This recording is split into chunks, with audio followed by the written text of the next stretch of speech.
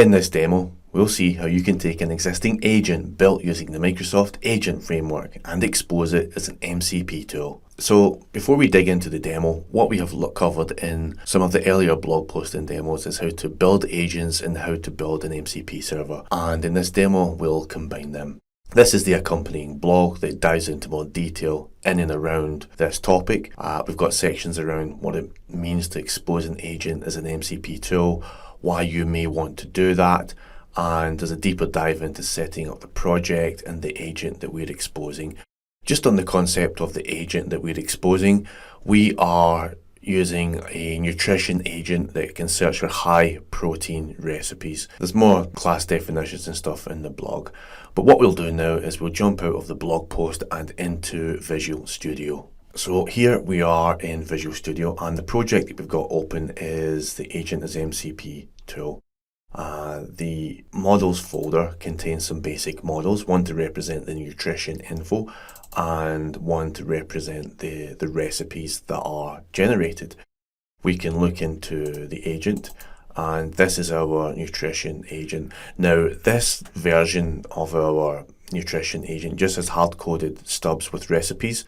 Some of the earlier content in this series does make a web search and grabs HTML recipes and passes into the objects that we've just looked at earlier. Our agent also has a function tool, search recipes async, that accepts the search term, the minimum amount of protein, and the number of recipes to return. So that's a look at the models and our agent, as well as the mock data. What we'll do now is we'll look at the program.cs file that is responsible for bringing it all together. If we look at lines 16 to 23, that's our agent definition. And down in 28, that's where we create our MCP server tool. The way that we do that is by passing in our nutrition agent and converting it to an AI function.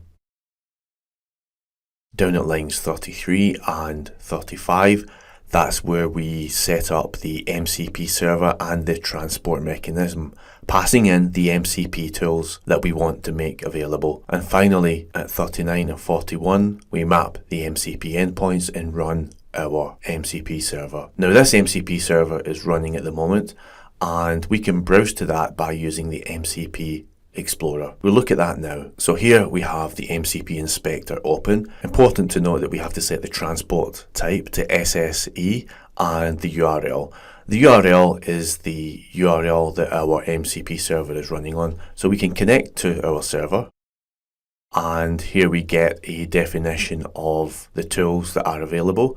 So here we can see we have our nutrition agent as well as a description.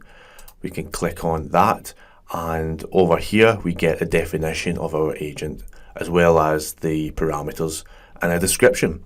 So we can say something like chicken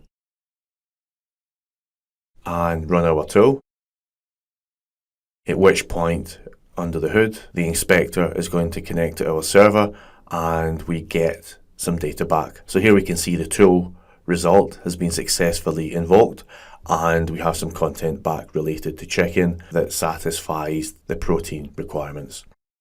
So that's it. That's a quick run through of how you can take an existing agent built using the Microsoft Agent Framework and expose it as an MCP tool. We've also seen how you can use the MCP inspector to test your agent and tool. You can find out more information about this in the accompanying blog at jamiemaguire.net.